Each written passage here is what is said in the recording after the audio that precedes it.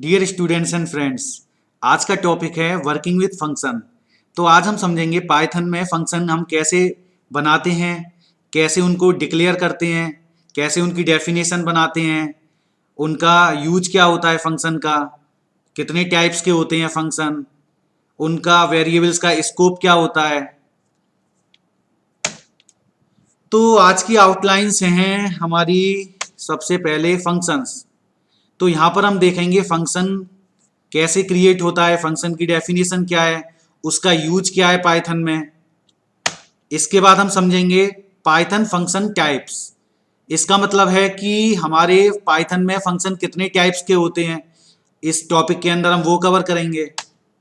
इसके बाद हम समझेंगे डिफाइनिंग फंक्शंस इन पाइथन। इसका मतलब यहां पर हम देखेंगे फंक्शन को हम पाइथन में कैसे डिफाइन करते हैं, उसकी डेफिनेशन कैसे लिखते हैं। इसके बाद flow of execution in a function call. जब हम फंक्शन कॉल करेंगे तो हमारे जो स्टेटमेंट्स होते हैं उनको हम कैसे फ्लो चलता है उनका, वो देखेंगे। इसके बाद आर्गुमेंट्स एंड पैरामीटर्स। तो हम समझेंगे आर्गुमेंट्स एंड पैरामीटर्स क्या होता है, इनका यूज हम फंक्शन में कहां कहां करते हैं। इसके बाद हम देखेंगे पासिंग आर्गुमेंट्स। हम आर्गुमेंट्स को फंक्शन के अंदर कैसे पास करते हैं, यहां पर उनके टाइप समझेंगे। Returning values from functions. यहां पर हम देखेंगे कि फंक्शन के अंदर वैल्यू किस टाइप से रिटर्न करती है। Scope of variables. यहां पर हम समझेंगे कि वेरिएबल्स का स्कोप क्या है, उसका स्कोप ग्लोबल है या लोकल है। Name resolution. इसके अंदर हम पढ़ेंगे एलईजीबी रूल। इसके बाद last topic mutable immutable properties of pass data objects. इसके अंदर हम देखेंगे कि म्यूटेबल और इम्यूटेबल प्रॉपर्टीज क्या होती हैं कि जब हम डेटा को पास करते हैं किसी फंक्शन में। तो आइए सबसे पहले कवर करते हैं फंक्शन। तो फंक्शन क्या होता है, function is a set of statements जिसके अंदर हम कुछ इनपुट्स लेते हैं। उसके बाद में फंक्शन उन इनपुट को लेके कुछ स्पेसिफिक कंप्यूटेशन करता है और उसके बाद में आउटपुट प्रोड्यूस कर देता है। सिंपल सा मतलब इसका क्या होता है, फंक्शन हमारा एक सिंपल कोड होता है जो हम किसी प्रोग्राम के अंदर यूज करते हैं।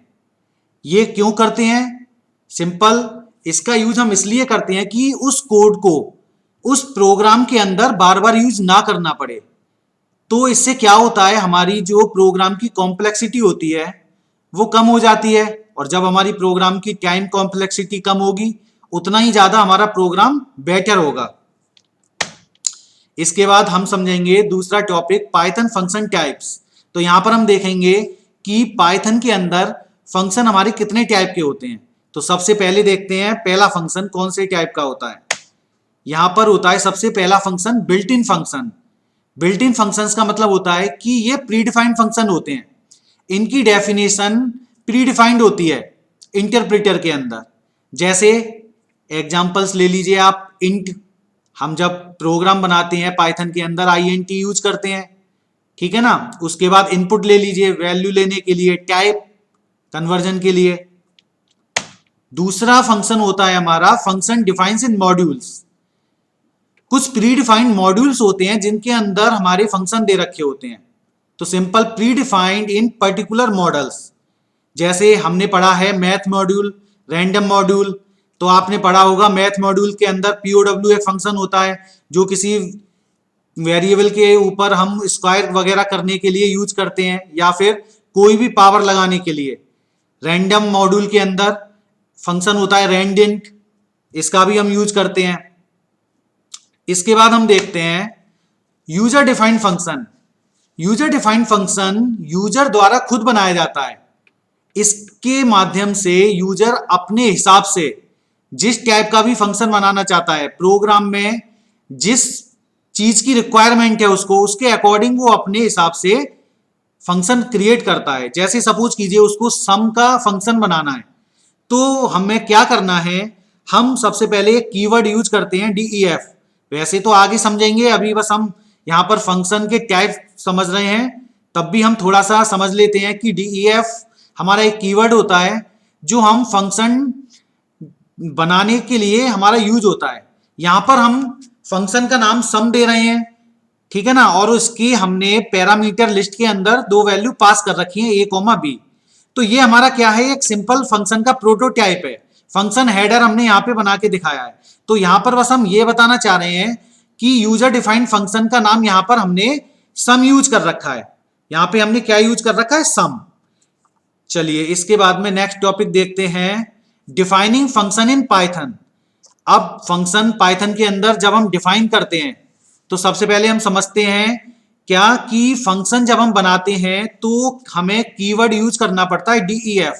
उसके बाद में हम जिस नाम का हमें फंक्शन बनाना है उसका नाम लिखते हैं। उसके बाद में हम एक आर्गुमेंट या पैरामीटर लिस्ट बनाते हैं, ठीक है ना। फंक्शन में ये लिस्ट जो है हमारी पैरेंथेसिस के अंदर ये पैरामीटर लिस्ट कहलाती है, ठीक है। यहां पर हमने देखा interest equal to a into B into C divided by 100 और प्रिंट कर रहे हैं हम इंटरेस्ट को, ठीक है। तो सिंपल यहां पर हमने एक ये जो रेड कलर में हम देख रहे हैं ये हमने फंक्शन बनाया है, क्लियर है। तो यहां पर अभी हम ये समझते हैं कि फंक्शन जब हम क्रिएट कर लेते हैं, फंक्शन जब हम बना लेते हैं तो फंक्शन के अंदर हम दो तरीके से वैल्यू को यूज करते हैं। एक तो विदाउट यूजिंग रिटर्न कीवर्ड, जब हम रिटर्न कीवर्ड का यूज नहीं करते, इसके अंदर हमें क्या करना पड़ता है कि हमें प्रिंट स्टेटमेंट लिखना पड़ता है। क्यों? क्योंकि यहां पर वैल्यू रिटर्न होकर मेन फंक्शन में जाती नहीं है, तो हमको अपना काम उस फंक्शन के अंदर ही करना पड़ता है। तो इसलिए हम मेन फंक्शन की जगह हम उस फंक्शन जो हम फंक्शन क्रिएट कर रहे हैं उसके अंदर ही हम उसकी वैल्यू को प्रिंट कर देते हैं। तो यहां हम देखते हैं विदाउट यूजिंग रिटर्न कीवर्ड को हम कैसे यूज करते हैं। यहां पे हम देखते हैं कि यहां पर हमने एक फंक्शन बना रखा है DEF SI a, b, c colon interest equal to a into B into C divided by 100। Print में हमने लिख रखा है simple interest equal to interest. अब हम देखते हैं मेन फंक्शन, ये ब्लैक में जो लिखा हुआ है ये मेन फंक्शन है। तो यहां पे हमने p की वैल्यू ले ली, ठीक है ना। उसके बाद में हमने r की वैल्यू ले रखी है, इसके बाद में हम t की वैल्यू ले लेंगे। अब यहां पे जो हमने SI पैरेंथेसिस में p, r इंटू टी लिख रखा है, यहां पर ये होता है फंक्शन कॉल। यहां पर अब हम फंक्शन कॉल कर रहे हैं, इसका मतलब PRT की वैल्यू हम पास कर रहे हैं फंक्शन के अंदर। तो p की वैल्यू a के अंदर जाएगी, r की वैल्यू b के अंदर जाएगी, t की वैल्यू c के अंदर जाएगी। उसके बाद फंक्शन बॉडी के अंदर आएंगे हम। यहां पर हम देख रहे हैं interest equal to a into B into C divided by 100। तो PRT की जो भी वैल्यू होगी वो ABC में आएगी। उसके बाद में ABC का मल्टीप्लाई होकर डिवाइड हो जाएगा 100 से, और बाद में सिंपल इंटरेस्ट इक्वल टू जो भी इंटरेस्ट हमारा कैलकुलेट होके आएगा वो प्रिंट हो जाएगा। चलिए इसके बाद देखते हैं हम ये आउटपुट देखते हैं। यहां पर हमने देखा P में हमारा 1000 है, R में 5 ले लिया हमने, T में हमने 10 ले लिया। उसके बाद में 1000 जो है वो P की वैल्यू हमारी A में गई, इसके बाद में B में हमारा 5 गया जो हमने R में ली थी वैल्यू, इसके बाद में C में हमारा 10 गया जो हमने T में ली थी, ठीक है। इसके बाद में अब हम समझते हैं यूजिंग रिटर्न कीवर्ड। फंक्शन के अंदर हम रिटर्न कीवर्ड कैसे यूज करते हैं।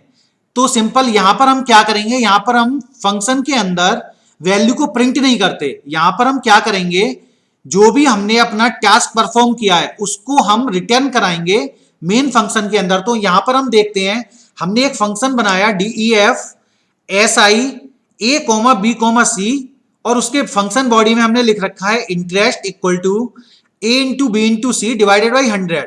बस यहां पर हमने क्या चेंज किया है, रिटर्न इंटरेस्ट। अब सेम मेन फंक्शन में आ जाते हैं, ये जो हमने ब्लैक कलर में लिख रखा है ये मेन फंक्शन है। यहां पर सेम वही पिछली बार की तरह PRT की वैल्यू हमने ले लेंगे हम कीबोर्ड से। उसके बाद में अब यहां पर थोड़ा सा क्या चेंज है, हमने वहां देखा था लास्ट में जब हम रिटर्न कीवर्ड यूज नहीं कर रहे थे वहां पर हमने सिंपल SI में PRT की वैल्यू पास की थी। आर्गुमेंट लिस्ट में हमने क्या लिखा था, PRT। यहां पर हमने सिंप INT नहीं लिखा था, बट यहां पर हमें सिंप INT क्यों लिखना पड़ा, क्योंकि बेटा यहां पर हम रिटर्न करा रहे हैं किसकी वैल्यू को, इंटरेस्ट की वैल्यू को। तो ऑब्वियस सी बात है ये हमको कहीं स्टोर करना पड़ेगा मेन फंक्शन के अंदर। तो इस वैल्यू को स्टोर करने के लिए हमने एक वेरिएबल लिया सिंप इंटरेस्ट। ठीक है ना। ये अब क्या होगा, ये फंक्शन जब कॉल होगा एस आई वाला, इसका फंक्शन टास्क परफॉर्म पूरा होने के बाद इंटरेस्ट में वैल्यू स्टोर हो जाएगी, उसके बाद में इंटरेस्ट की वैल्यू हम रिटर्न करा देंगे। अब ये जो इंटरेस्ट की वैल्यू है वो रिटर्न होके सिंप इंटरेस्ट में स्टोर हो जाएगी, उसके बाद में हमने मेन फंक्शन के अंदर इसको प्रिंट करा दिया। अच्छा, लास्ट में हम थोड़ा सा एक टॉपिक, एक चीज बताना भूल गए। जब हम फंक्शन बनाते हैं, फंक्शन जब हम बनाते हैं तो फंक्शन का हम जो भी नाम देते हैं, अब जैसे यहां पर हमने फंक्शन का नाम दे रखा है एस आई, तो ये नाम हमारा कीवर्ड वाला नाम नहीं होना चाहिए। ये नाम जो होता है हम एज अ वेरिएबल लेते हैं, मतलब वेरिएबल की तरह ही हम फंक्शन का नाम लेते हैं। तो वेरिएबल बनाने के लिए जो भी कंडीशन होती है वही फंक्शन का नाम बनाने की कंडीशन होती है। तो आपको पता ही है, जब वेरिएबल हम बनाते हैं तो क्या क्या कंडीशन का हमें याद रखना पड़ता है कि कोई भी हमारा नेम इंटीजर वैल्यू या फिर कोई भी डिजिट से स्टार्ट नहीं होना चाहिए, कोई भी स्पेशल कैरेक्टर से स्टार्ट नहीं होना चाहिए। ठीक है ना, तो ये चीज हम याद रखेंगे। चलिए आगे देखते हैं। हमने यहां पर p की वैल्यू 500 ले रखा है, r की वैल्यू 2 ले रखा है, t की वैल्यू 5 ले रखी है। इसके बाद में अब हम देखते हैं क्या होता है। a की वैल्यू में p की वैल्यू आ जाएगी 500, b की वैल्यू में 2 की वैल्यू आ जाएगी, सॉरी b की वैल्यू में r की वैल्यू आ जाएगी 2, उसके बाद में c की वैल्यू में t की वैल्यू आ जाएगी। तो अब क्या होगा, ये सारी चीज कैलकुलेट होके इंटरेस्ट में स्टोर हो जाएगा और रिटर्न हम करा देंगे जो सिंप इंटरेस्ट में स्टोर होके उसको हमने मेन फंक्शन में प्रिंट करा दिया। इसके बाद में अब हम देखते हैं कि फंक्शन के अंदर अब हमें कुछ चीजें आप दिमाग में अच्छे से याद कर लेना, क्योंकि जब हम फंक्शन बनाएंगे ये चीजें हम बार बार यूज करेंगे, तो इसीलिए ये चीजें अच्छे से हमको आनी चाहिए। इसलिए ये जो अब मैं बताने जा रहा हूं आपको अच्छे से समझना है कि ये चीज क्या कहलाती है, ये चीज क्या कहलाती है। तो सबसे पहले हम देखते हैं कि D E F S I A comma B comma C parenthesis के अंदर और कॉलन, ये जो हम होता है, ये जो हम बनाते हैं इसको हम फंक्शन हेडर कहते हैं। इसको हम क्या कहते हैं, फंक्शन हेडर। इसके बाद में हमने जो interest equal to A into B into C divided by 100 और रिटर्न में इंटरेस्ट लिख रखा है, इसको हम फंक्शन बॉडी कहते हैं। ठीक है ना। इसके बाद में ये जो ब्लैक कलर में लिखा हुआ है सारा, ये हमारा बेटा क्या होता है, मेन फंक्शन होता है। अब इसके अंदर जो हमने एक लाइन लिख रखी है simp interest equal to S I P comma R into T, यहां पर हम क्या कर रहे हैं, फंक्शन कॉल कर रहे हैं। ठीक है ना, जो हमने फंक्शन बनाया है उसको यहां पर हम कॉल कर रहे हैं। इसके बाद में अब हम एक चीज और समझते हैं कि जब हम फंक्शन बना लेते हैं तो उसकी जो हम एस आई के पैरेंथेसिस में जो वैल्यू हम देते हैं वो हमारे पैरामीटर्स होते हैं। ठीक है ना। और जब हम मेन फंक्शन में फंक्शन को कॉल करते हैं तो यहां पर देखिए आप एस आई में हमने p comma R into T लिख रखा है, तो इसकी जो हमने पैरेंथेसिस में ये वैल्यू जो दी है ये हमारे आर्गुमेंट्स होते हैं। अब ये पैरामीटर्स एंड आर्गुमेंट्स क्या होते हैं इनको हम आगे कवर करेंगे। अब हम देखते हैं डिफाइनिंग फंक्शन इन पाइथन के अंदर कि ये एक फंक्शन हमको दे रखा है, पूरा प्रोग्राम हमने एक ले रखा है। इसके अंदर अब दो क्वेश्चन एराइज होते हैं कि सबसे पहले कॉलर फंक्शन क्या होता है और उसके बाद में कॉली या कॉल्ड फंक्शन क्या होता है। तो सिंपल कॉलर फंक्शन हमारा क्या होता है कि फंक्शन जब किसी दूसरे फंक्शन को कॉल करता है तो वो कॉलर फंक्शन कहलाता है। और कॉली फंक्शन क्या होता है, caller function, the function calling another function is called the caller function. Okay, अब देखते हैं कॉली या कॉल्ड फंक्शन क्या होता है। द फंक्शन बीइंग कॉल्ड, इसका मतलब क्या हुआ कि जो फंक्शन हमने बनाया है इसका मतलब यहां पर a कॉमा बी कॉमा सी, यहां पे ये जो वैल्यू हमने रिसीव की है, ठीक है ना, तो ये फंक्शन जो हम जिसको कॉल कर रहे हैं, ठीक है ना, मेन फंक्शन के अंदर, तो वो फंक्शन हमारा कॉली या कॉल्ड फंक्शन कहलाता है।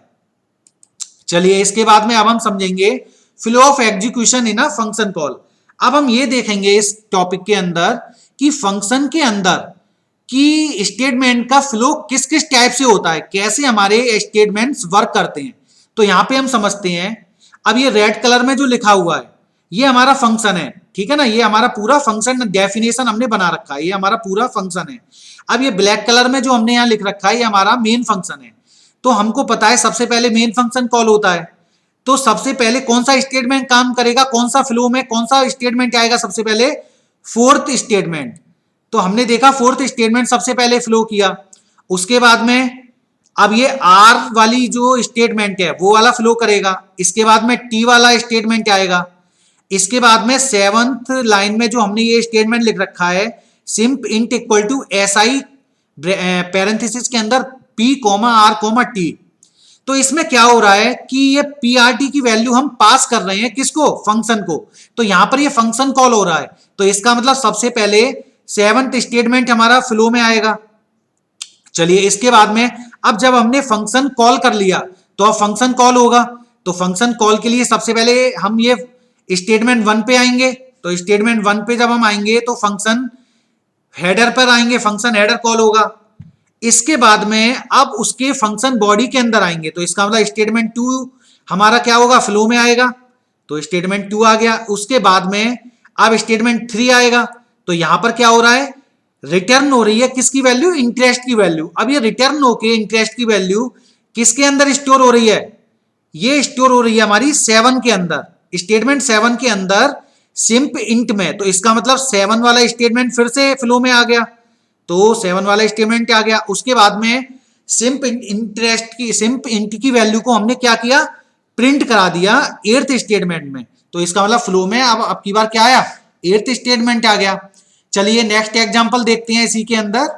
अब यहां पे देखते हैं हम कि हमने एक दूसरा फंक्शन बना रखा है कोई ऐड नाम का, जिसमें हमने a कोमा बी दे रखा है, p equal to a plus B, print में हमने सम इक्वल टू p दे रखा है। अब मेन फंक्शन के अंदर हमने x की वैल्यू ले ली है, y की वैल्यू ले ली है, और हमने यहां फंक्शन कॉल किया ऐड x कोमा y।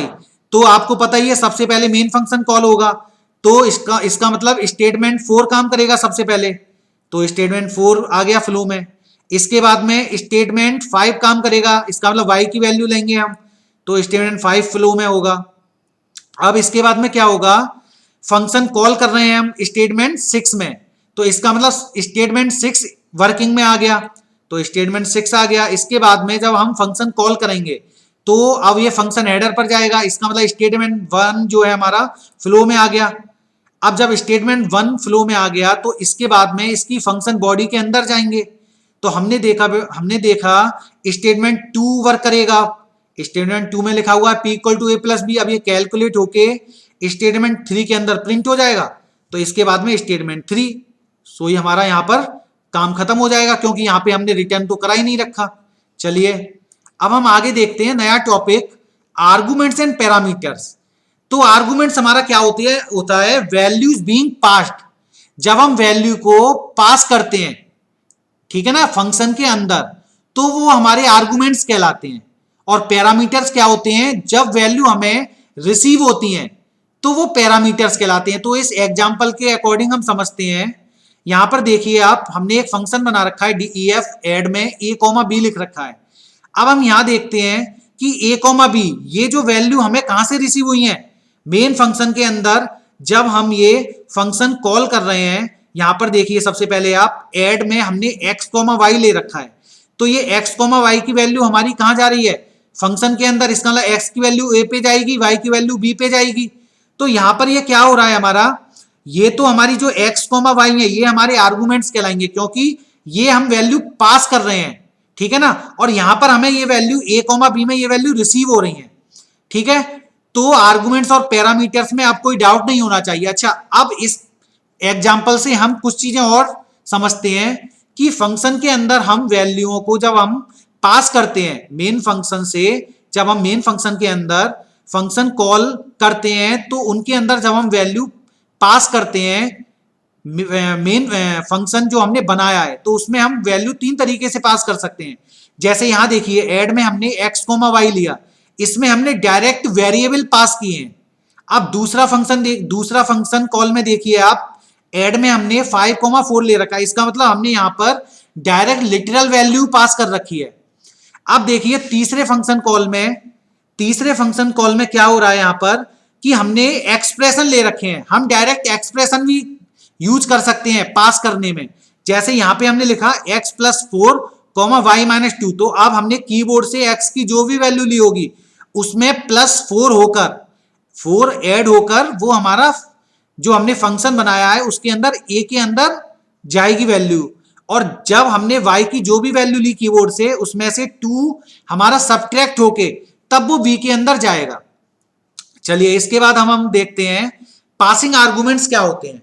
तो इसके अंदर हम सबसे पहले देखते हैं पोजिशनल आर्गुमेंट्स, जिनको हम रिक्वायर्ड आर्गुमेंट्स भी कहते हैं। तो ये आर्गुमेंट्स वही हैं जो हम मेन फंक्शन के अंदर फंक्शन कॉल करते हैं, और उसकी लिस्ट जो होती है हमारी आर्गुमेंट लिस्ट के अंदर जो वैल्यू हम लिखते हैं, जो वेरिएबल्स वगैरह हम लिखते हैं, उनको ही हम पासिंग आर्गुमेंट्स कहते हैं। तो ये भी अब कई तरीके के होते हैं। तो हम सबसे पहले समझते हैं पोजिशनल आर्गुमेंट्स, जिनको हम रिक्वायर्ड आर्गुमेंट्स भी कहते हैं, वो क्या होता है। तो देखिए, the arguments must be provided for all parameters. इसका मतलब जब हम आर्गुमेंट्स पास करते हैं, ठीक है ना, मेन फंक्शन जो हमने बनाया उसके अंदर, तो सभी पैरामीटर्स को वैल्यू मिलनी चाहिए, ठीक है ना। जैसे इस एग्जांपल से हम समझते हैं, यहां पर हमने एक फंक्शन बनाया DEF SI A, B, C। तो यहां पर आप देख रहे हो हमने 3 पैरामीटर्स ले रखे हैं A, B, C। तो जब हम मेन फंक्शन के अंदर फंक्शन कॉल करेंगे तो वहां पर भी हमको 3 आर्गुमेंट्स देने पड़ेंगे। इसका मतलब जितने हम पैरामीटर्स लेते हैं उतने ही हमें आर्गुमेंट्स पास करने पड़ते हैं। तो ये पोजिशनल आर्गुमेंट्स कहलाते हैं। अब पोजिशनल आर्गुमेंट्स की एक कंडीशन और होती है कि जो हम आर्गुमेंट पहले लिखते हैं वही आर्गुमेंट्स की वैल्यू जो फंक्शन हमने बनाया उसमें जो हमने पहला पैरामीटर लिख रखा है उसके अंदर जाती है। तो यहां देखिए आप, 2 की वैल्यू A में स्टोर होगी, 3 की वैल्यू B में, और 8 की वैल्यू C में जाएगी, ठीक है। ऐसे ही अब दूसरे फंक्शन कॉल में देखते हैं SI X, 6, Z में X की वैल्यू A में जाएगी, 6 की वैल्यू B में जाएगी, Z की वैल्यू C में जाएगी। ऐसे ही थर्ड फंक्शन कॉल में देखते हैं, X की वैल्यू A में जाएगी, Y की वैल्यू B में जाएगी, और Z की वैल्यू C में जाएगी। इसके बाद में आप समझते हैं दूसरा पासिंग आर्गुमेंट्स क्या होता है। तो दूसरा पासिंग आर्गुमेंट्स होता है हमारा डिफॉल्ट आर्गुमेंट्स। इसके अंदर क्या होता है, default values are specified in the function header of function definition. इसका मतलब क्या होता है कि जब हम फंक्शन की डेफिनेशन क्रिएट करते हैं, ठीक है ना, तो उस फंक्शन हेडर के अंदर हम किसी पैरामीटर्स की वैल्यू को बाय डिफॉल्ट हम कोई वैल्यू उसमें स्टोर कर देते हैं। जैसे इस एग्जांपल के अकॉर्डिंग हम समझते हैं, यहां देखिए आप, हमने एक फंक्शन ले रखा है DEF, ठीक है ना। फंक्शन हमने बना रहे हैं जिसका हमने नाम दिया SI, ठीक है, जिसके अंदर हमने 3 पैरामीटर्स पास किए A, B, C। तो यहां पर हमने, आप देख रहे हैं सभी, यहां पर हमने क्या किया, C = 5 ले रखा है। इसका मतलब यहां पर हमने C की वैल्यू को बाय डिफॉल्ट वैल्यू प्रोवाइड करा दी है, ठीक है ना। तो अब जब हम फंक्शन कॉल के अंदर, फंक्शन कॉल का मतलब मेन फंक्शन के अंदर जब हम फंक्शन कॉल करेंगे तो यहां पर हम देखिए कई 2 तरीके से वैल्यू ले सकते हैं। सबसे पहला अब हम समझते हैं फंक्शन कॉल जब हम कर रहे हैं 2, 3, 8। तो यहां पे अब हमने ऊपर आपने देखा फंक्शन जब हमने बनाया 3 पैरामीटर्स ले रखे हैं। अब हम जब फंक्शन कॉल करेंगे तो यहां पर अब आप देख रहे हो 2, 3, 8, यहां पर भी हमने क्या कर रखा है, 3 आर्गुमेंट्स पास कर रखे हैं। तो क्या हो रहा है, 2 की वैल्यू A में जाएगी, 3 की वैल्यू B में जाएगी, 8 जो है, अब अगर यहां पर हम 8 नहीं देते तब तो C की वैल्यू 5 हो जाती, C की वैल्यू को बाय डिफॉल्ट 5 ले लेता इंटरप्रेटर, बट यहां पर अब हम 8 दे रहे हैं तो इसका मतलब C की वैल्यू अब क्या हो जाएगी, 8 हो जाएगी। अब नेक्स्ट फंक्शन कॉल में देखते हैं, यहां पर हमने X, 6 ले रखा है। इसका मतलब केवल 2 आर्गुमेंट्स हम पास कर रहे हैं, तो X की वैल्यू तो A में जाएगी, अब ये जो 6 है ये B में जाएगा, ठीक है ना। अब यहां पर हम देख रहे हैं हमने तीसरा आर्गुमेंट तो पास किया ही नहीं है, तो इसका मतलब C की वैल्यू वो बाय डिफॉल्ट 5 फंक्शन के अंदर यूज कर लेगा।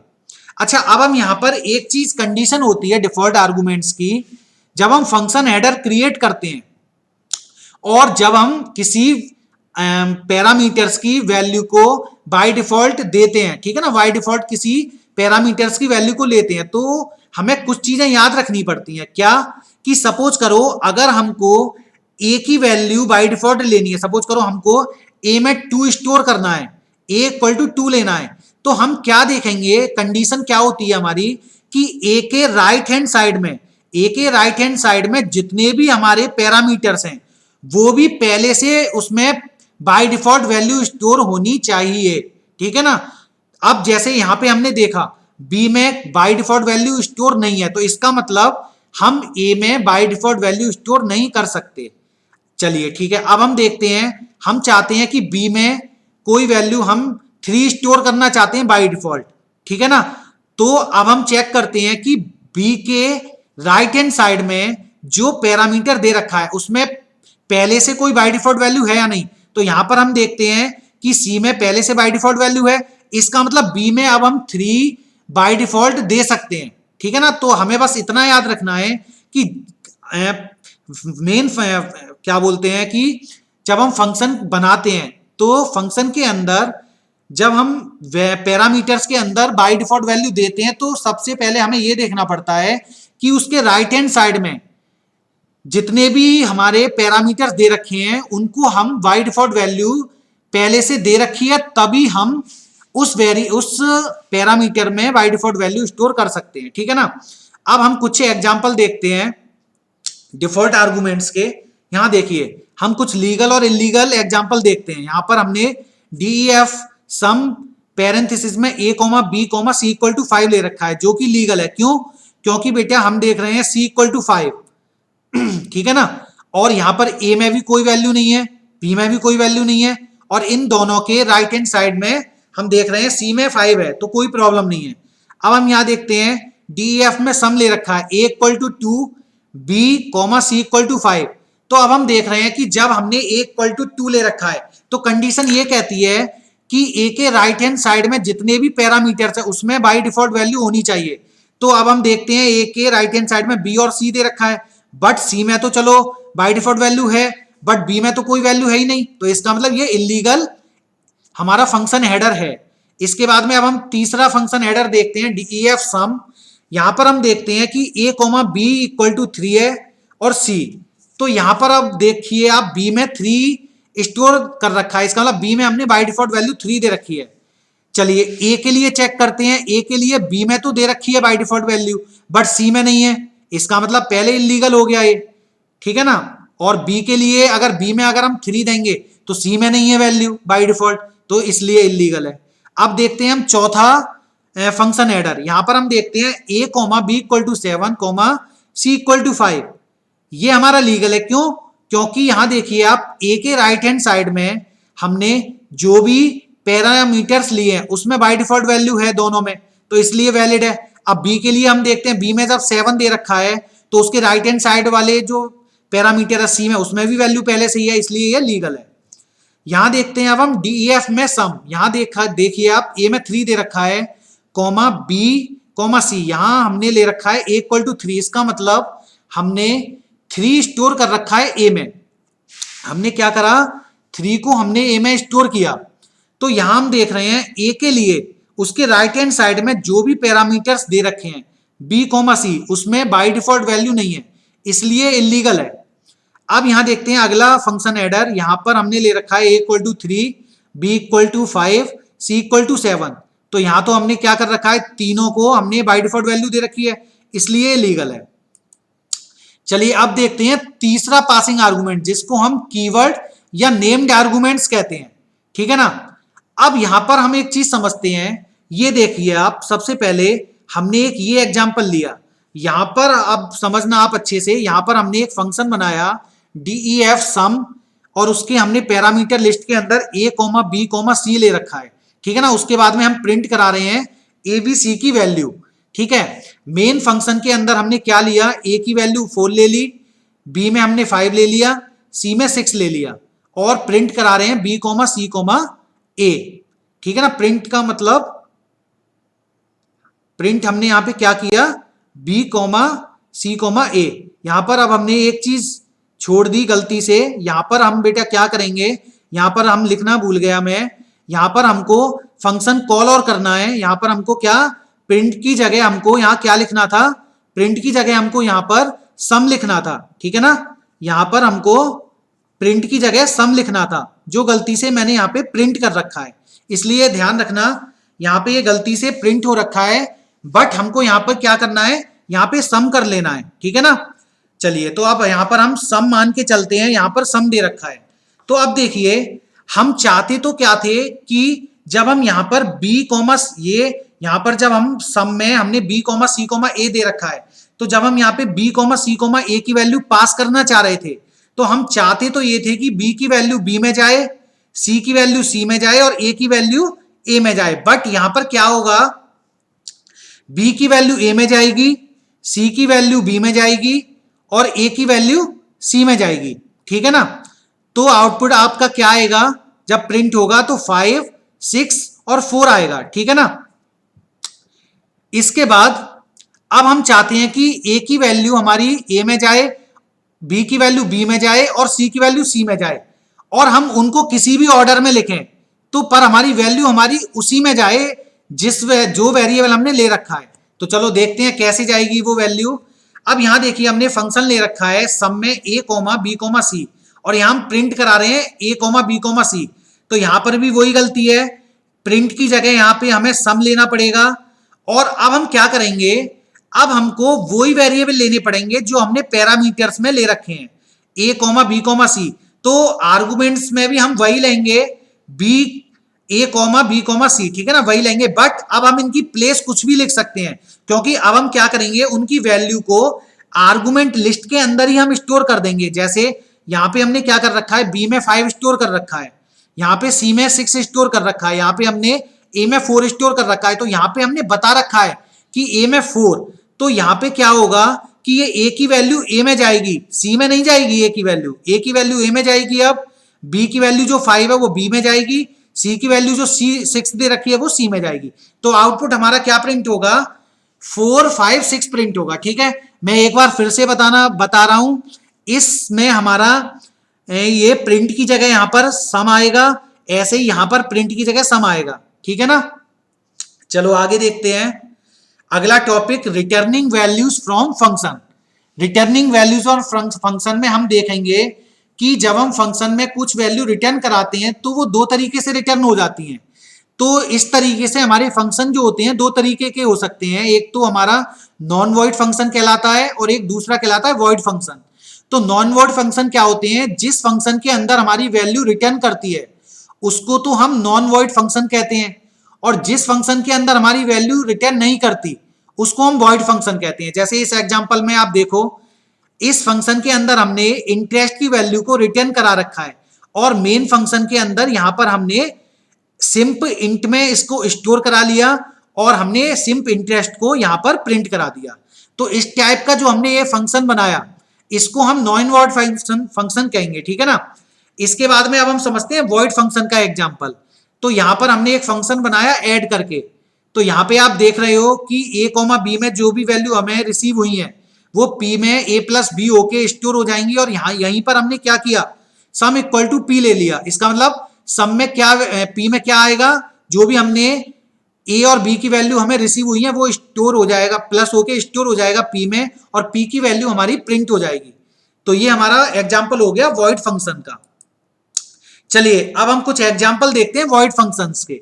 तो सबसे पहला एग्जाम्पल हमने लिया, डीईएफ में हमने एक कोई फंक्शन ले रखा है ऐड, जिसके अंदर हमने पैरामीटर्स लिए ए कॉमा बी। यहां देखिए आप ए कॉमा बी। तो इसके फंक्शन बॉडी के अंदर हमने लिखा P equal to A plus B, print में हमने सम इक्वल टू पी ले रखा है और हमने यहां रिटर्न करा रखा है। ठीक है, मेन फंक्शन के अंदर हमने x इक्वल टू 5 ले रखा है, y इक्वल टू 7 ले रखा है। प्रिंट में हमने क्या किया, फंक्शन कॉल कर लिया डायरेक्ट। ऐड में हमने क्या किया, x कॉमा y करा लिया। ठीक है ना।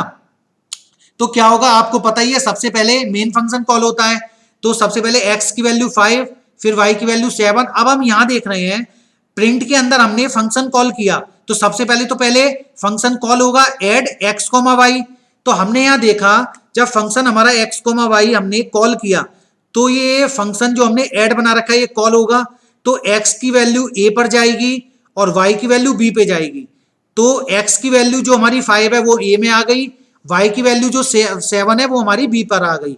अब p equal to a plus B, इसका मतलब 5 प्लस 7, तो 12 हमारा p में स्टोर हो गया, और प्रिंट में लिखा हुआ है सम इक्वल टू p, इसका मतलब सम इक्वल टू p में हमारा क्या आ जाएगा, 12 स्टोर हो जाएगा। अब यहां पर समझने की बात है रिटर्न। अब यहां पर हमने कीवर्ड में रिटर्न तो लिख रखा है पर हम कुछ रिटर्न तो करा ही नहीं रहे, तो इसका मतलब क्या होगा, अब रिटर्न होके वैल्यू इस प्रिंट में आएगी। अब यहाँ प्रिंट में हम यहाँ देख रहे हैं कुछ वैल्यू रिटर्न होके आएगी, पर यहाँ रिटर्न में तो हम कुछ करा ही नहीं रहे, तो रिटर्न में तो हमने कुछ कर ही नहीं रखा रिटर्न में कुछ वैल्यू। तो जब हम कुछ रिटर्न में लिखते नहीं है तो एक कीवर्ड होता है आपका नन, ठीक है ना, तो वो नन कीवर्ड रिटर्न होता है हमारा NONE, जिसका हमारा एन जो है वो कैपिटल लेटर होता है, अपर केस होता है, ठीक है ना। तो हमारा जो आउटपुट प्रिंट होगा, अब हम आउटपुट देखते हैं क्या प्रिंट होगा, सम इक्वल टू 12, ठीक है ना, सम इक्वल टू 12 तो इस स्टेटमेंट से आ गया, ठीक है ना। और रिटर्न में हमारा क्या आ जाएगा, नन, तो नन हमारा रिटर्न होके यहां पर आएगा, यहां पर नन की वैल्यू यहां से प्रिंट हो जाएगी, तो आउटपुट हमारा सम इक्वल टू 12 और नन प्रिंट हो जाएगा। इसके बाद में अब हम समझते हैं दूसरा एग्जाम्पल। दूसरा एग्जाम्पल में अब हम देखते हैं DEF में हमको क्या दे रखा है, हमने एक फंक्शन लिया एड A, B, इसमें फंक्शन बॉडी में हमने लिया P equal to A plus B, यहां पर हमने रिटर्न में P हमने क्या कर रखा है, रिटर्न करा रखा है। तो सिंपल अब आप देखते हैं क्या आउटपुट प्रिंट होगी। सबसे पहले तो मेन फंक्शन कॉल होगा, तो x की वैल्यू 5 है, y की वैल्यू 7 है, प्रिंट में हमने क्या किया, फंक्शन कॉल किया एड x, y, इसका मतलब 5 हमारा A पे जाएगा, 7 हमारा B पे जाएगा, तो 5 प्लस 7 होके P में स्टोर हो गया। कितना आ गया आंसर हमारा, P में 12 आ गया। अब रिटर्न हो रहा है हमारा P, तो P में तो हमारा 12 था, अब ये 12 कहां जाएगा, यहां पर आ जाएगा इस फंक्शन की जगह, क्योंकि यहां पे हमने फंक्शन कॉल कर रखा है, यहां पे 12 आ गया, तो प्रिंट में क्या आया 12, तो इसका मतलब आंसर क्या प्रिंट होगा, सम इक्वल टू 12। तो देखिए यहां पर भी एक हमने गलती कर रखी है, क्या गलती कर रखी है, यहां पर सिंपल आउटपुट 12 प्रिंट होगा, ठीक है ना, यहां पर सिंपल आउटपुट 12 प्रिंट होगा, ना कि सम इक्वल टू 12, ठीक है। तो ये कुछ करेक्शन आप कर लेना। चलिए अब हम आगे देखते हैं अगला एग्जाम्पल।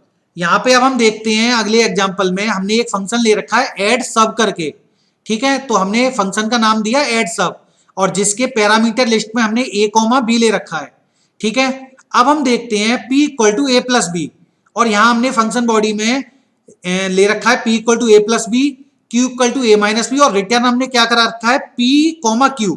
तो यहां पर अब आप देख रहे होगे कि हमने P, Q रिटर्न कराया है, तो यहां पर आप देखोगे कि हम मल्टीपल वैल्यू भी रिटर्न करा सकते हैं, ठीक है ना। यहां पर हम देख रहे हैं कि मल्टीपल वैल्यू रिटर्न हो रही है, तो ये मल्टीपल वैल्यू रिटर्न होके क्या होगा अब हम समझते हैं।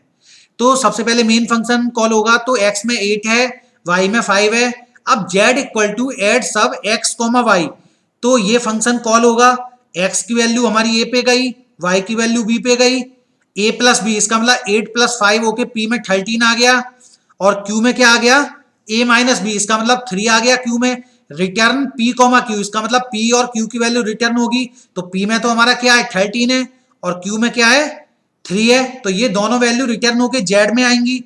तो इसका मतलब अब आप एक चीज देख रहे हो, ऊपर तो दो वैल्यू हमारी रिटर्न कर रही हैं, दो वेरिएबल रिटर्न कर रहे हैं, और यहां पर हमने केवल एक वेरिएबल ले रखा है। तो जब हम मल्टीपल वैल्यूज को रिटर्न करते हैं मेन फंक्शन के अंदर कोई सिंगल वेरिएबल में, तो वो एज अ टपल स्टोर होते हैं, ठीक है ना। तो इसका मतलब इसका जो आउटपुट आएगा क्या आएगा देखते हैं, तो इसका आउटपुट आएगा टपल के अंदर 13,3। कैसे, आप समझ गए होगे, क्योंकि 13,3 कैसे आएगा, P में हमारा 13 था, Q में हमारा 3 था, तो ये रिटर्न होके कहां पे आ जाएंगे Z में। और मैंने आपको क्या बताया कि जब मल्टीपल वैल्यू रिटर्न कराते हैं हम मेन फंक्शन के अंदर किसी सिंगल वेरिएबल में, तो वो एज अ टपल स्टोर होते हैं, तो Z में एज अ टपल क्या आ गया 13,3 आ गया, और जब हम प्रिंट कराएंगे Z को तो वो क्या प्रिंट करेगा, टपल के अंदर 13,3 प्रिंट करा देगा। चलिए इसके बाद अब हम देखते हैं कि मल्टीपल वैल्यू को मल्टीपल जो हमने वैल्यू रिटर्न करा रहे हैं फंक्शन के अंदर, और मेन फंक्शन के अंदर हम मल्टीपल वेरिएबल में ही हम उनको स्टोर कर रहे हैं। तो सिंपल, अब देखिए इस फंक्शन को समझते हैं हम। यहां पर क्या हो रहा है, सेम वही चीज है, ये वाला एग्जांपल है सेम, बट P और Q की वैल्यू को हम यहाँ पे M और N में स्टोर कर रहे हैं। तो इसका मतलब P की वैल्यू हमारी M में स्टोर होगी और Q की वैल्यू N में स्टोर होगी। तो अब देखते हैं आउटपुट क्या आता है। आउटपुट आएगा 13 और 3। यहां पे अब पैरेंथेसिस नहीं आएगा क्योंकि ये तो टपल था। जब सिंगल में हम स्टोर कराएंगे सिंगल वेरिएबल में, तब टपल आएगा, बट यहां पर हम मल्टीपल वेरिएबल में ही स्टोर कर रहे हैं, तो यहां पर 13 और 3 आएगा, ठीक है ना। चलिए अब हम आगे देखते हैं अगला टॉपिक, स्कोप ऑफ वेरिएबल्स। तो यहां पे अब हम समझेंगे कि प्रोग्राम के अंदर वेरिएबल का स्कोप क्या होता है। तो देखिए, scope of variable refers to the visibility of variables in the whole program. तो इसका मतलब सिंपल हो गया कि होल प्रोग्राम के अंदर हम जब वेरिएबल डिक्लेयर करते हैं तो उन वेरिएबल का स्कोप क्या होता है पूरे प्रोग्राम के अंदर, वो कहां कहां विजिबल, उनकी विजिबिलिटी कहां तक रहती है। तो समझते हैं चलो।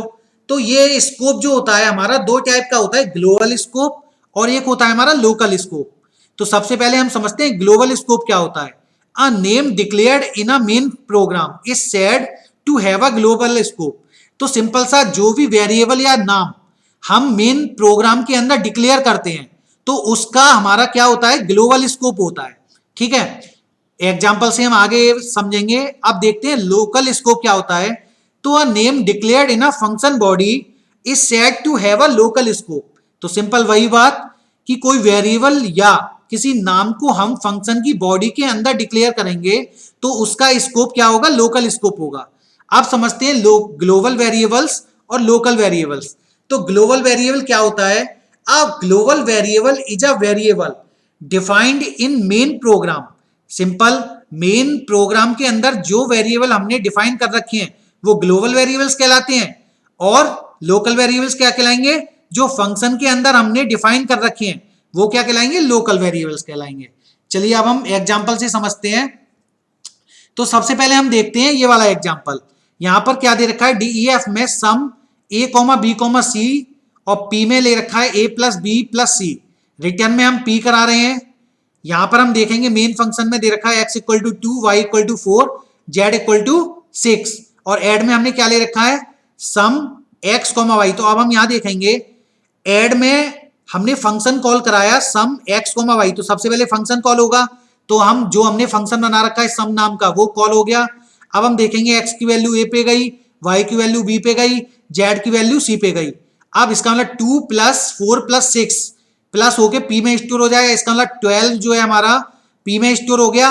रिटर्न अब हम क्या कर रहे हैं, p करा रहे हैं, तो रिटर्न का मतलब p में 12 था, तो ये 12 जो है किस में स्टोर हो जाएगा, ऐड में, ठीक है ना।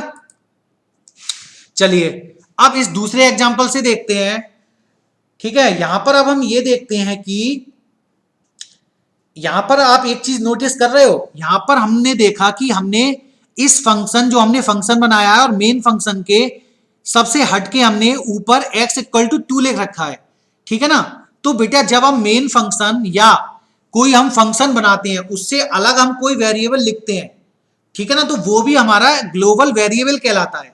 तो सिंपल बस हमने यहाँ पे यही समझाना चाहा है कि यहाँ पर हमने x इक्वल टू 2 जो ले रखा है वो ग्लोबल वेरिएबल है। तो अब हम इस एग्जांपल के अंदर देखते हैं ग्लोबल वेरिएबल्स और लोकल वेरिएबल्स कौन कौन से हैं, ठीक है, समझते हैं। सबसे पहले इस एग्जांपल का देखते हैं।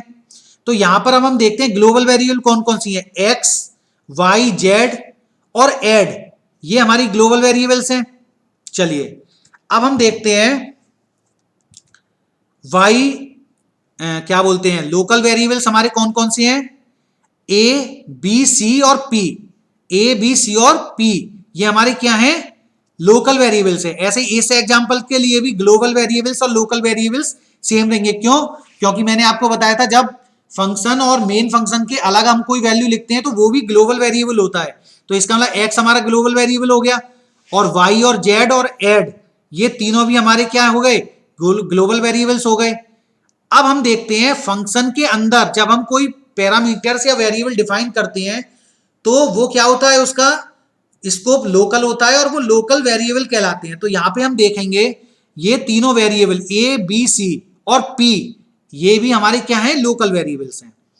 चलिए अब हम देखते हैं अगला टॉपिक नेम रेजोल्यूशन, जहां पर हम समझेंगे एलईजीबी रूल क्या होता है, ठीक है। तो सबसे पहले ये एलईजीबी का मतलब समझते हैं, इनकी इसकी फुल फॉर्म क्या है। तो फुल फॉर्म सिंपल आपके सामने लिखा हुआ है, local environment, enclosing environment, global environment और बिल्ट इन एनवायरमेंट। तो सबसे अब हम समझते हैं नेम रेजोल्यूशन होता क्या है। तो बेटा एक चीज समझिए आप कि जब इंटरप्रेटर, जब हम क्या करते हैं, फंक्शन कॉल के अंदर कोई वैल्यू भेजते हैं या फंक्शन के अंदर कोई वेरिएबल वगैरह हम यूज करते हैं, तो इंटरप्रेटर को कैसे पता चलता है कि इस वेरिएबल का स्कोप लोकल है या ग्लोबल है या कैसा है। तो एक रूल होता है एलईजीबी रूल, उससे वो इंटरप्रेटर पता कर लेता है कि ये वेरिएबल का स्कोप लोकल है, ग्लोबल है या क्या है, ठीक है ना। तो चलिए इस एग्जांपल से अब हम समझते हैं कि किसका स्कोप ग्लोबल है या किसका लोकल है। चलिए अब देखते हैं, इसमें एक कंडीशन आती है case 1, variable in global scope but not in a local scope.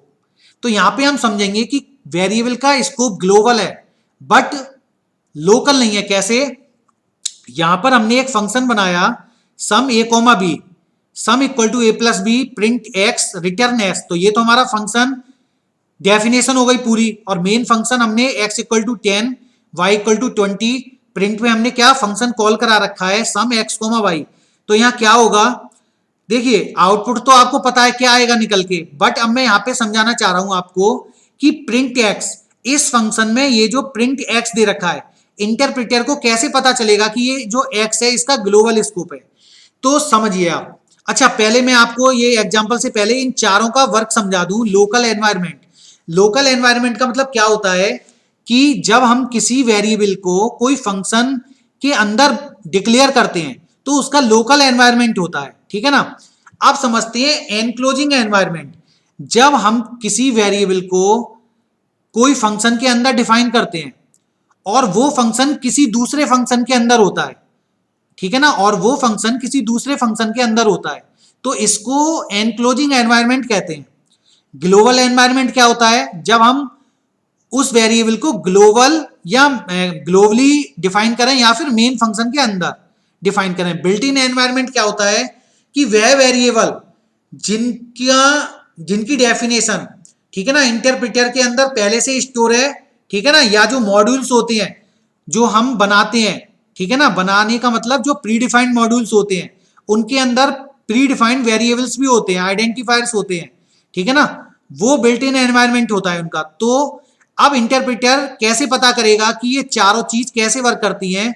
अब वो वन बाई वन चेक करता जाता है इंटरप्रेटर कि भाई सबसे पहले वो देखता है कि किसी वेरिएबल का लोकल एनवायरनमेंट है, उसके बाद में अगर लोकल नहीं है तो वो एनक्लोजिंग चेक करता है, एनक्लोजिंग नहीं है तो वो ग्लोबल चेक करता है, ग्लोबल नहीं है तो वो बिल्ट इन चेक करता है, ठीक है। तो अब हम इस एग्जांपल से देखते हैं, प्रिंट एक्स के लिए समझते हैं ये चारों चीजें। अब हम यहाँ पे हम चेक करते हैं कि ये एक्स को इंटरप्रेटर कैसे समझेगा कि ये हमारा क्या लोकल स्कोप है इसका, सॉरी ग्लोबल स्कोप है इसका। तो देखिए आप यहां पर सबसे पहले इंटरप्रेटर क्या देखेगा कि ये एक्स जो है हमारा इस फंक्शन के अंदर डिफाइन है या नहीं। तो हमने देखा ये एक्स इस फंक्शन के अंदर डिफाइन नहीं है, इसका मतलब लोकल एनवायरनमेंट नहीं है इस एक्स के लिए। अब क्या चेक होगा, अब इंटरप्रेटर चेक करेगा कि ये वाला जो फंक्शन सम दे रखा है ये फंक्शन किसी दूसरे फंक्शन के अंदर तो नहीं है। तो हमने देखा ये फंक्शन किसी दूसरे फंक्शन के अंदर नहीं है, इसका मतलब इस एक्स का एनक्लोजिंग एनवायरनमेंट भी नहीं है। अब हम क्या देखेंगे, इस एक्स का ग्लोबल एनवायरनमेंट तो नहीं है, तो अब हम देखेंगे कि ये एक्स मेन फंक्शन के अंदर दे रखा है तो इसका मतलब ग्लोबल एनवायरनमेंट है। तो इसका मतलब अब इंटरप्रेटर को पता चल गया कि ये एक्स जो है इसका ग्लोबल एनवायरनमेंट है, इसका मतलब ये ग्लोबल वेरिएबल है और इसका स्कोप ग्लोबल है, ठीक है ना। चलिए तो आउटपुट तो आपको पता ही है 10 और 30 आएगा, ठीक है ना, इसका सबको पता है, पहले भी मैं बता चुका हूं। चलिए अब देखते हैं केस 2। तो केस 2 क्या होता है, variable neither in local scope nor in global scope. इसका मतलब समझिए कि हमारा जो वेरिएबल होता है वो ना तो लोकल स्कोप होता है उसका, ना ही ग्लोबल स्कोप होता है। कैसे, यहां पर देखिए इस फंक्शन के अंदर ये जो n दे रखा है ये कहीं पर भी डिफाइन नहीं है, सीधा हमने कहा प्रिंट में लिख रखा है। तो अब इंटरप्रेटर जब देखेगा कि ये n हमारा लोकल इसका एनवायरनमेंट है या नहीं, तो हमने देखा इस फंक्शन के अंदर नहीं है तो लोकल एनवायरनमेंट भी नहीं है। अब हम देखेंगे इसका एनक्लोजिंग एनवायरनमेंट है या नहीं, तो हम देखेंगे कि ग्रीड फंक्शन किसी दूसरे फंक्शन में डिफाइन नहीं है तो इसका मतलब इसका लोकल एनवायरनमेंट भी नहीं है। अब हम देखेंगे कि ये n मेन फंक्शन के अंदर है या नहीं, नहीं है, तो इसका मतलब ग्लोबल एनवायरनमेंट भी नहीं है इसका। तो अब चेक करेगा इंटरप्रेटर कि ये बिल्ट इन एनवायरनमेंट है या नहीं, तो n हमारा बिल्ट इन एनवायरनमेंट भी नहीं है, इसका आउटपुट में एरर आएगा, ठीक है ना। इसकी आउटपुट क्या आएगी, इसकी आउटपुट जब हम प्रिंट कराएंगे इसमें एरर आएगा, ठीक है। अब हम देखते हैं केस 3। केस 3 क्या होता है, same variable name in local scope as well as in global scope, ठीक है। तो यहां पर अब हम समझते हैं इस केस 3 का मतलब। तो यहां पर एक हमें फंक्शन दे रखा है एक्स वाई जेड, जिसके अंदर t इक्वल टू 20 दे रखा है और प्रिंट करा रहे हैं हम t को। तो यहां हम देखते हैं t इक्वल टू 50 दे रखा है मेन फंक्शन के अंदर, प्रिंट में t दे रखा है, एक्स वाई जेड यहां पर हम फंक्शन कॉल कर रहे हैं और प्रिंट में हमने t ले रखा है। तो आपको पता है सबसे पहले मेन फंक्शन कॉल होता है, तो यहाँ t इक्वल टू 50, उसके बाद में प्रिंट t। तो जब प्रिंट t होगा तो इसका मतलब सबसे पहले तो 50 प्रिंट हो गया, इसके बाद में अब एक्स वाई जेड ये वाला फंक्शन कॉल होगा, तो यहां पर आ जाएंगे मेन ये अपने फंक्शन जो हमने बनाया है, ठीक है। अब फंक्शन जब हमने जो बनाया उसका फंक्शन बॉडी में आ जाएंगे t इक्वल टू 20।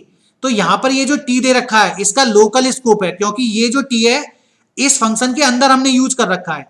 तो यहां पर ये प्रिंट जब t हम कराएंगे तो ये 20 प्रिंट होगा, तो इसका मतलब यहां पर तो 50 प्रिंट हो रहा था, अब यहां पर क्या प्रिंट होगा 20। अब यहां पर ये 20 प्रिंट होने के बाद हमारा ये वाला स्टेटमेंट पे आ जाएंगे, इस वाले पे।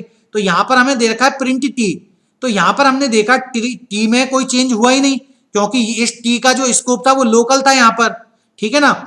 और यहां पर इस टी का स्कोप क्या है, ग्लोबल है, तो इस टी की वैल्यू 50 ही रहेगी। तो आउटपुट में क्या प्रिंट होगा, 50 20 50,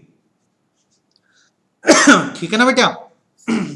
इसके बाद क्या होगा, इसके बाद हम देखेंगे, ठीक है, इसके बाद केस 4 देखेंगे, global variable inside local scope. इसमें हम देखेंगे कि हमने एक फंक्शन बना रखा है एक्स वाई जेड, ठीक है। इसमें अब हम क्या करते हैं कि इस फंक्शन के अंदर मेन फंक्शन में जो वेरिएबल दे रखा है उसकी कोई वैल्यू हम प्रीडिफाइंड का मतलब उसको हम ग्लोबली सेट कर देते हैं। ग्लोबल एक कीवर्ड होता है जिससे वो वेरिएबल हमारा ग्लोबल बन जाता है। तो इस फंक्शन में हमने क्या कर रखा है, इस फंक्शन में हमने कर रखा है क्या कि इस टी को ग्लोबल बना रखा है। तो यहां हम देखेंगे, सबसे पहले मेन फंक्शन पे आ जाते हैं। मेन फंक्शन पे जब हम आ गए तो टी में हमने देखा 50 दे रखा है, तो सबसे पहले प्रिंट में टी, तो प्रिंट में टी जब हमने देखा तो 50 प्रिंट हो गया, ये देखिए। अब एक्स वाई जेड हमने फंक्शन कॉल किया, फंक्शन जब हमारा कॉल हो रहा है तो यहां पर आ जाएंगे। अब यहां हमने देखा ग्लोबल टी, तो इसका मतलब ये टी को अब हमने ग्लोबल बना दिया, ठीक है ना। इस टी को अब हमने क्या बना दिया, ग्लोबल। अब यहां पे अब हम देख रहे हैं टी इक्वल टू 20 दे रखा है, टी की वैल्यू क्या हो गई 20। तो इसका मतलब जो हमने ग्लोबल टी बना दिया उस टी में 20 स्टोर हो गया। तो यहाँ पे प्रिंट में जो हम टी कर रहे हैं तो इस टी की वैल्यू 20 प्रिंट हो गई, यहाँ पे देखिए, ठीक है। अब इस स्टेटमेंट पे आ गए, अब यहाँ पर हमारा जो टी था वो हमने ग्लोबल ले रखा था, तो इसका मतलब यहाँ पे जब हमने टी में 20 लिया तो ग्लोबल वाले वेरिएबल में भी हमारी वैल्यू 20 हो गई, ठीक है। तो यहां पर जब हम प्रिंट में टी कराएंगे तो इस टी की वैल्यू जो यहाँ 50 है वो 20 हो जाएगी और प्रिंट क्या होगा, 20 प्रिंट होगा, ठीक है ना। चलिए अब हम अगला टॉपिक जो हमारा लास्ट टॉपिक है इस चैप्टर का, ठीक है, वो देखते हैं, mutable immutable properties of past data objects. तो सबसे पहले हम ये समझ लेते हैं कि म्यूटेबल और इम्यूटेबल का मतलब क्या होता है। म्यूटेबल का मतलब होता है कि जब वेरिएबल की वैल्यू चेंज हो जाती है, और इम्यूटेबल का मतलब क्या होता है, वेरिएबल की वैल्यू चेंज नहीं होती, ठीक है। तो सबसे पहले हम यहां पर देखते हैं कि passing an immutable type value to a function. तो यहां पर एक हमने एग्जांपल ले रखा है जिसमें हमने फंक्शन लिया एक्स वाई जेड, जिसमें हमने ए ले रखा है, प्रिंट में हमने ए ले लिया, A equal to A plus 4, print में हमने ए ले लिया, और मेन फंक्शन में हमने क्या लिया, एन इक्वल टू 3, प्रिंट में हमने एन लिया, एक्स वाई जेड में हमने एन ले रखा है और प्रिंट में हमने एन लिया। तो यहाँ एन की वैल्यू सबसे पहले 3 है। अब यहां हम देखते हैं प्रिंट में एन ले रखा है, ठीक है, तो एन की वैल्यू तो 3 प्रिंट होगी सबसे पहले। अब एक्स वाई जेड यहां पर हम फंक्शन कॉल कर रहे हैं, तो जब हम फंक्शन कॉल कर रहे हैं यहां पर तो क्या हो रहा है, एन की वैल्यू 3 पास होगी जो हमने फंक्शन बनाया है, तो इसका मतलब 3 ये जो है यहां से 3 वैल्यू इस ए को गई, तो ए में हमारा 3 है, तो प्रिंट में क्या हो गया, ए की वैल्यू 3 प्रिंट हो गई, ठीक है। उसके बाद में ए इक्वल टू ए प्लस 4, तो ए इक्वल टू ए प्लस 4 का मतलब क्या हुआ, ए में हमारा 3 प्लस 4 होके इसका मतलब 7, तो ए में 7 स्टोर हो गया, और प्रिंट ए, तो ए की वैल्यू क्या 7 प्रिंट हो गई। इसके बाद में अब हम इस स्टेटमेंट पे आएंगे, तो यहां पर प्रिंट की वैल्यू 7, तो हमने देखा यहां पर ए की वैल्यू जो थी ये यहां पर लोकल थी, तो इसका मतलब इसका इफेक्ट हमारा एन पर नहीं पड़ा, तो प्रिंट एन में एन की वैल्यू क्या प्रिंट होगी 3 प्रिंट होगी। तो आउटपुट देखिए, सबसे पहले n equal to 3, print n में 3 आ गया। उसके बाद में जब हमने ये फंक्शन कॉल किया तो यहां पर हमने देखा प्रिंट a, तो a में 3 आ गया था तो ये 3 प्रिंट हो गया। इसके बाद में a में 3 प्लस 4 होके 7 आ गया था, तो प्रिंट में हमारा 7 आ गया, a में हमारा 7 आ गया था, तो प्रिंट में a प्रिंट हो गया, इसका मतलब 7 प्रिंट हो गया। इस लाइन के बाद अब हम इस वाले स्टेटमेंट पे आ जाएंगे, तो हमने यहां देखा प्रिंट में n, तो n की वैल्यू अब चेंज नहीं होगी, क्यों, क्योंकि यहां पर ये हमारा लोकल स्कोप है इसका, तो यहां पर n की वैल्यू क्या प्रिंट होगी 3 प्रिंट हो जाएगी। ठीक है, अब हम अगला देखते हैं क्या, second point, passing a mutable type value to a function. इसमें हम देखेंगे मेकिंग चेंजेस इन प्लेस, ठीक है ना, कहीं पर हम कुछ चेंज करेंगे जिसका इफेक्ट कहीं पर पड़ेगा। ठीक है, म्यूटेबल टाइप से कोई चेंज वैल्यू चेंज होगी, कैसे होगी देखिए, इस एग्जांपल से समझते हैं। यहां पर हमने एक फंक्शन ले रखा है XYZ, जिसमें हमने ए लिया, प्रिंट में ए ले रखा है। अब यहाँ पे हम क्या कर रहे हैं कि ए हमारी ये लिस्ट है जिसके हम जीरो इंडेक्स वैल्यू पर हम उस 4 को, ये जो हमने 4 लिया उसकी zero index value, zero index में जो वैल्यू स्टोर है उसमें हम 4 ऐड करके A0 में स्टोर करा देंगे और उसके बाद में ए जो हमारी लिस्ट है उसको प्रिंट करा देंगे। ठीक है, तो हम पहले मेन फंक्शन से समझते हैं। एल हमारी एक लिस्ट दे रखी है जिसके अंदर 6,8 पहले से स्टोर है, प्रिंट एल, इसका मतलब ये लिस्ट प्रिंट हो जाएगी 6,8। चलिए, इसके बाद में XYZ एल, अब ये फंक्शन कॉल हुआ तो ये एल जो लिस्ट है ये ए पे जाएगी, इसका मतलब ए भी अब हमारी यहाँ पर लिस्ट है, तो ए में हमारा क्या स्टोर हो गया, ए में हमने देखा हमारा 6,8 स्टोर हुआ। अब प्रिंट ए, तो इसका मतलब 6,8 ही प्रिंट होगा। यहां पर अब क्या हो रहा है A0, इसका मतलब ए की इंडेक्स वैल्यू जो 0 है उसमें 4 स्टोर हो जाएगा, तो ए की इंडेक्स वैल्यू क्या थी 0 में 6 स्टोर था, तो 4 ऐड होके 10 हो गया A0 पर। चलिए, अब प्रिंट ए जब हम करेंगे तो क्या होगा, प्रिंट ए जब हम करेंगे तो क्या होगा 10, क्योंकि लिस्ट में क्या आ गया, अब ए वाली लिस्ट में 10 और क्या 8, तो 10 और 8 लिस्ट में प्रिंट हो जाएगा। चलिए, अब इस वाली लाइन पे आ गए, इस वाली लाइन पे आ गए तो हमने देखा कि एल भी अब हमारा चेंज हो जाएगा, क्यों, वो अभी मैं आपको समझाऊंगा। ठीक है, एल क्यों चेंज हो जाएगा, क्योंकि बेटा ये जो लिस्ट होती है हमारी म्यूटेबल होती है, हमने पढ़ भी रखा है। ठीक है ना, तो ये एल में भी हमारा क्या हो जाएगा 10,8 हो जाएगा। चलिए, अब हम एग्जाम्पल से समझते हैं, पहले एग्जाम्पल का मतलब आउटपुट देखते हैं इसकी। सबसे पहले 6,8 आ जाएगा यहां से प्रिंट एल से, उसके बाद में 6,8 फिर से प्रिंट होगा, क्यों, क्योंकि यहां प्रिंट ए में भी 6,8 ही आ जाएगा। अब 10,8 ये कैसे आया, क्योंकि यहां पर हमने क्या किया, जीरो इंडेक्स वैल्यू में हमने 4 ऐड कर दिया, तो इसका मतलब 6 प्लस 4 होके 10 जो है हमारा यहाँ पे आ गया, और 8 पहले से है ही है तो ये प्रिंट हो गया। इसके बाद में एल की वैल्यू भी चेंज हो जाएगी क्योंकि ये म्यूटेबल है, तो यहां पर भी 10,8 हमारा स्टोर हो जाएगा। कैसे स्टोर होगा आप देखिए, समझते हैं। हम मान के चलते हैं कि एल जो हमने यहां पर लिस्ट ली उसको हमने किसी मेमोरी लोकेशन 100 पर स्टोर कर रखा है। ठीक है ना, अब क्या हो रहा है कि ये एल को हम पास कर रहे हैं किसमें, ए में, तो यहां ए की वैल्यू भी एल हो गई, इसका मतलब एल का एड्रेस हमने ए को दे दिया, तो ए भी हमारा, ए जो हमारी ये लिस्ट है वो भी 100 मेमोरी लोकेशन पर ही स्टोर हो गई, तो इसका मतलब एल और ए का सेम एड्रेस है, इसका मतलब एल में भी 6,8 हो गया और ए में भी 6,8 हो गया। चलिए, तो अब यहां पर हम ए में कुछ चेंज कर रहे हैं, तो ए की इंडेक्स वैल्यू 0 में हमने क्या किया 4 ऐड कर दिया, तो 6 प्लस 4 हो गए 10 ऐड हो गया, तो ए में जो ये चेंज हो रहा है 6 प्लस 4 वो एल पर भी होगा। ठीक है ना, तो जब हम प्रिंट यहां ए को कराएंगे तो 10,8 प्रिंट होगा, और उसके बाद में जब हम यहां पर प्रिंट एल कराएंगे, ठीक है ना, तो एल में भी चेंज हुआ है क्योंकि दोनों सेम एड्रेस पर हैं, तो इसका मतलब यहां पर भी 10,8 प्रिंट होगा। देखिए, तो यहां क्या प्रिंट हुआ 10,8, क्यों, क्योंकि एल और ए की पोजीशन जो मेमोरी एड्रेस है वो सेम है, इसलिए यहां 10,8 ही प्रिंट होगा। चलिए, अब हम देखते हैं third, passing a mutable type value to a function. Assigning parameters to a new value oblique variable. ठीक है, यहां पर हम क्या देखेंगे, चलिए एग्जांपल से समझते हैं।